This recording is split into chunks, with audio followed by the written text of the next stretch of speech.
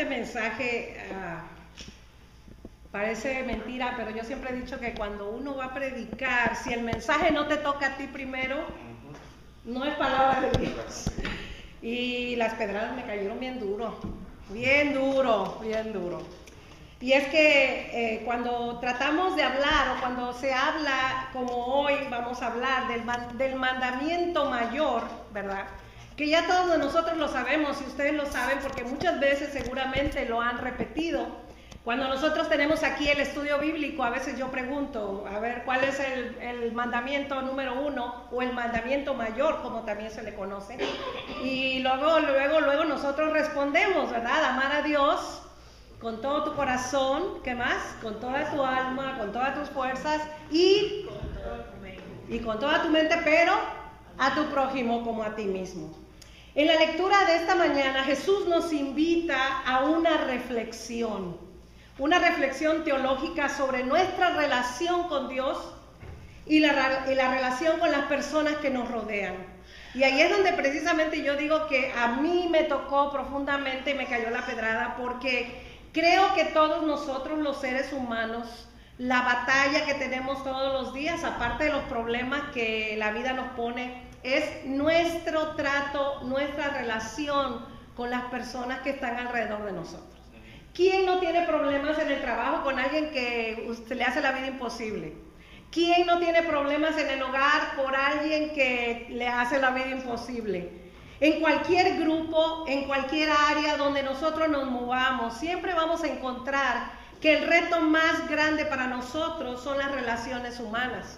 Yo celebro, como Luciana compartía en esta mañana, están cumpliendo 7 años de matrimonio, lo celebro. Y ojalá, ¿verdad?, que nosotros pudiéramos celebrar cada año el matrimonio, pero sabemos que hoy en día las relaciones se afectan por el carácter principalmente, ¿verdad?, por la falta de, a veces de paciencia, a veces de comunicación. Hay muchos factores que afectan, pero lo más importante quizás es la falta de tener una buena relación con las personas que están cerca de nosotros.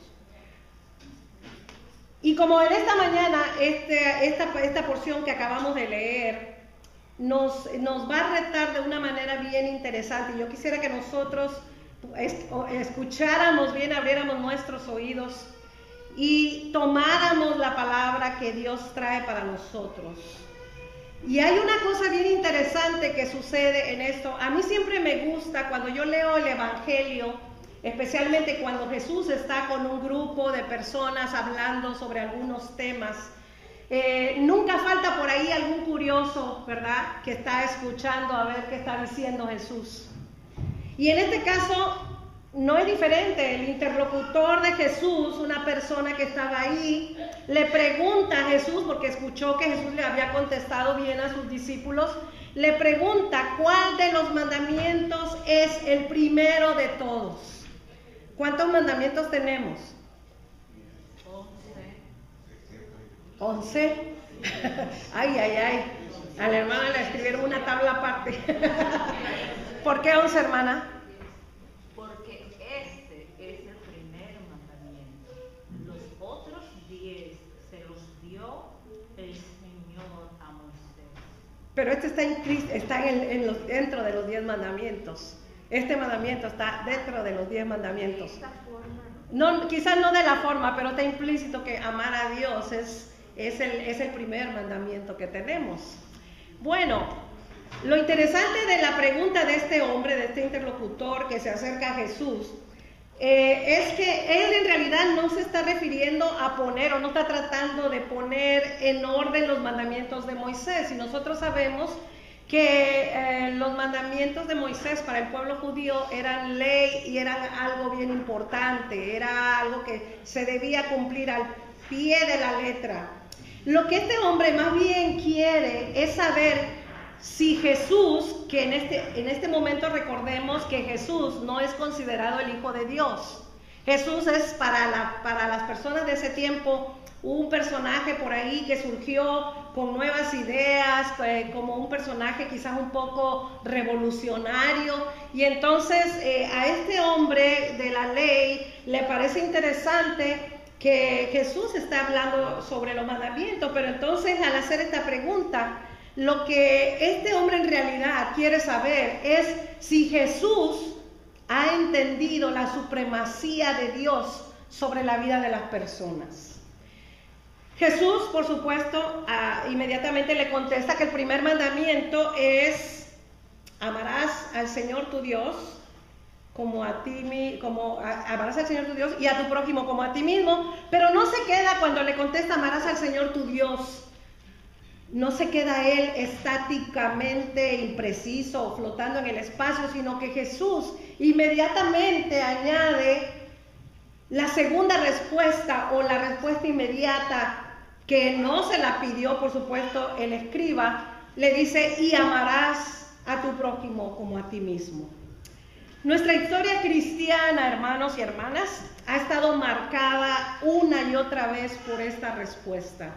Y yo creo que al final, cuando Jesús dijo que todos los mandamientos se resumen en uno solo, es importante que nosotros sepamos y entendamos, cuando hablamos de que amamos a Dios, de que hay cosas mucho más implícitas en esa declaración. Amar a Dios con todo tu corazón, con toda tu alma, con toda tu mente, con todo tu ser. Eso es lo que dice la primera parte. Muchas veces, y tengo que confesar que a veces nuestras predicaciones están destinadas más a que las personas se den cuenta de que es muy importante amar a Dios, cosa que, bueno, es bueno y es verdad, pero a veces nos olvidamos con mucha frecuencia que amar a Dios implica primero el sentirse amado por Él. Si hay personas que todavía no aman a Dios, y seguramente que hay muchas personas todavía por ahí que no aman a Dios, es porque seguramente no les hemos dicho en la cara, con seguridad, que Dios las ama.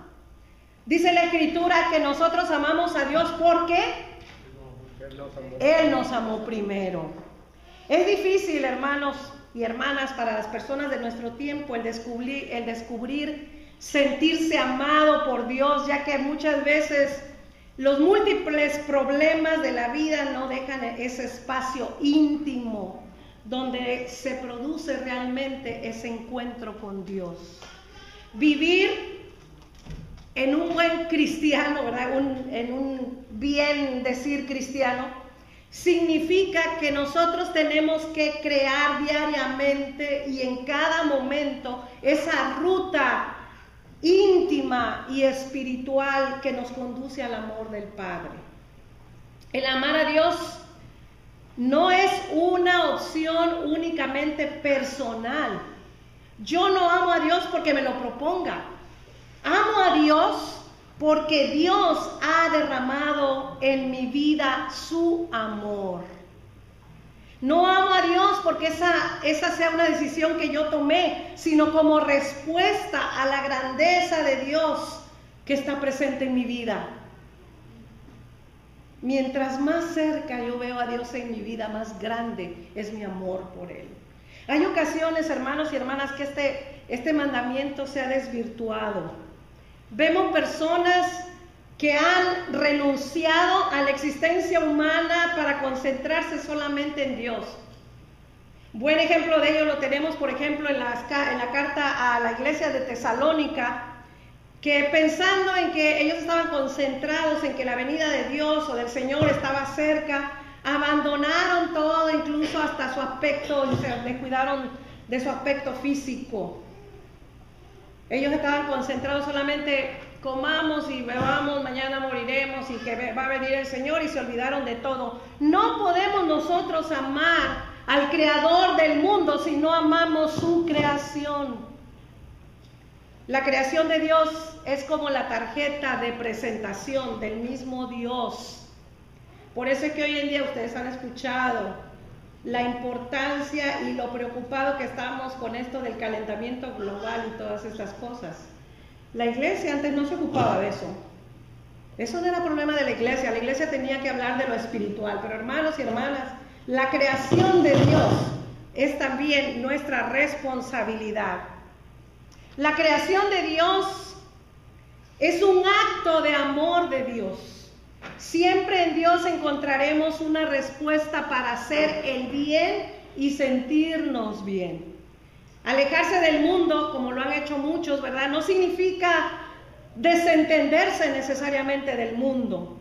No es olvidarse de la creación y de lo creado por Dios. Hay personas que entienden que ser cristiano es darle la espalda al mundo físico y real. Algo así como prejuzgar la creación de Dios como algo malo. Y eso yo lo he escuchado mucho en las iglesias. Los cristianos debemos apartarnos del mundo.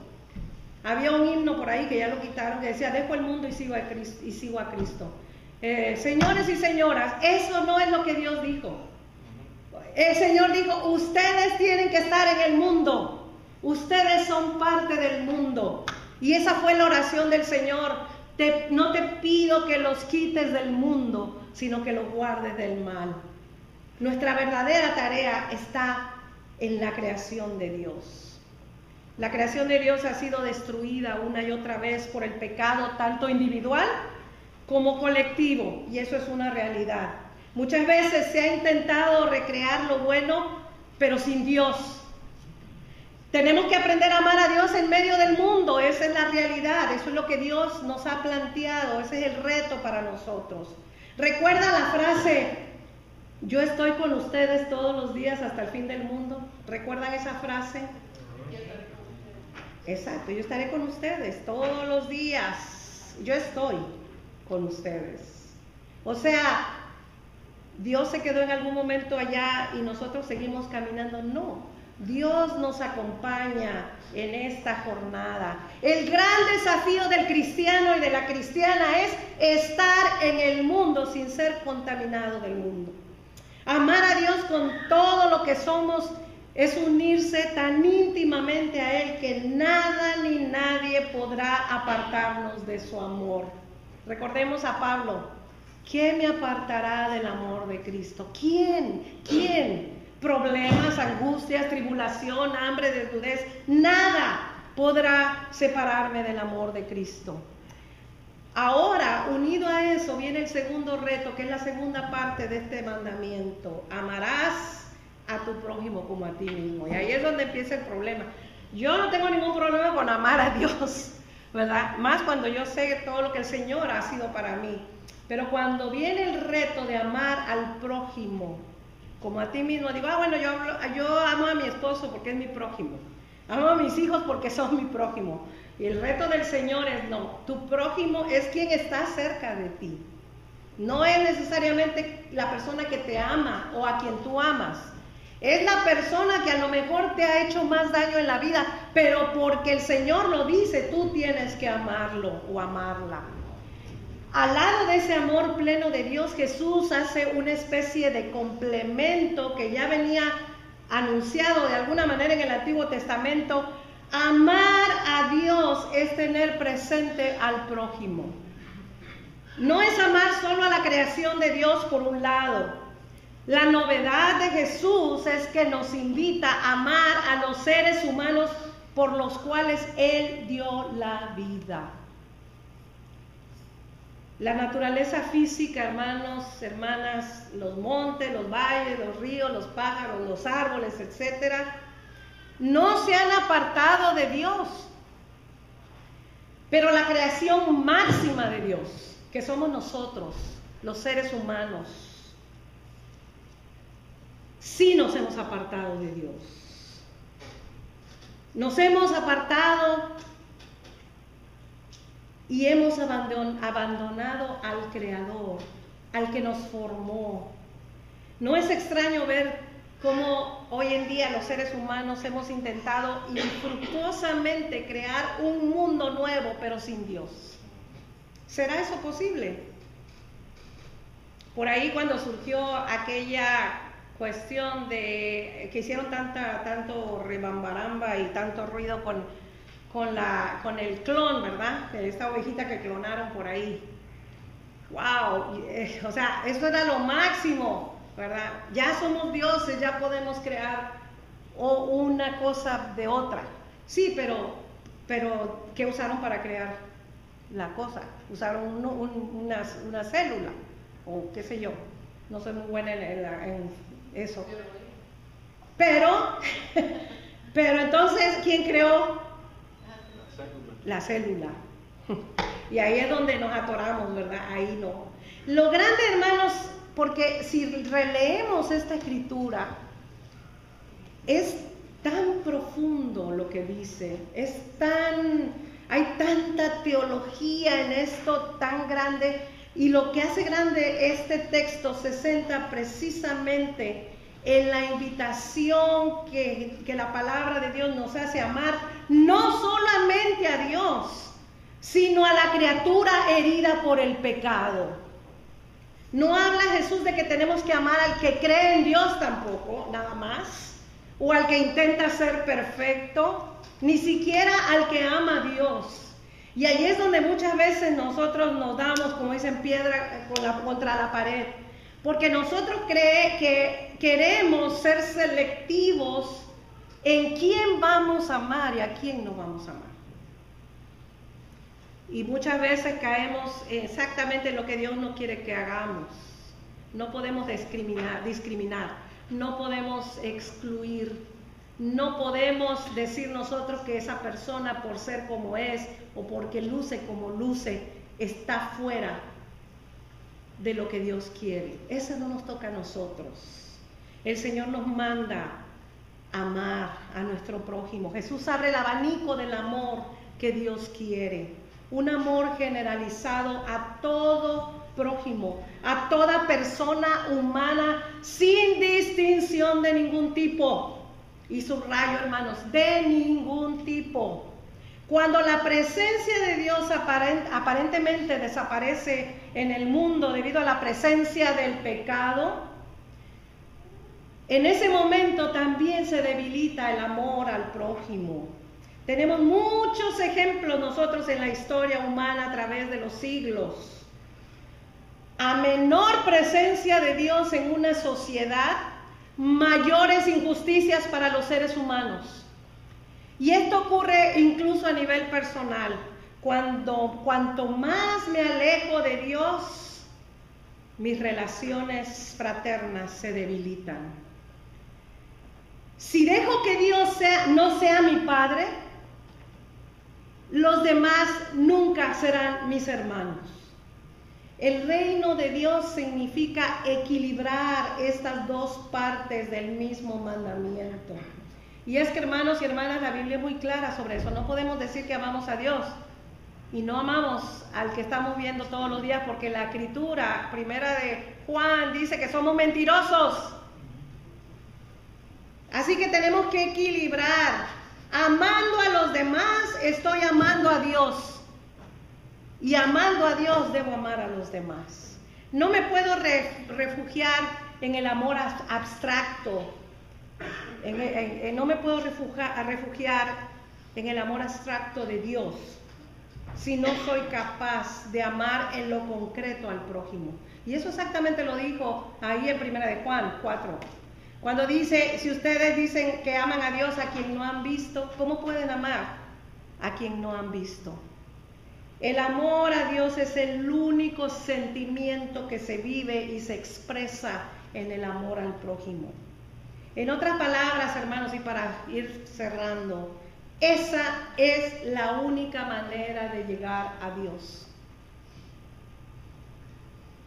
Porque Dios es amor. Porque Dios entregó su vida, no solamente por los buenos, la entregó también por los malos, entre los cuales me cuento yo. Por la gracia y la misericordia de Dios estoy aquí. Hoy es un día importante para nosotros como iglesia, porque celebramos la comunión, la Santa Cena o la Eucaristía, como queramos llamarle. Y es importante, hermanos y hermanas, porque la mesa del Señor nos une. Un pan, un cuerpo, un solo bautismo, un solo Dios.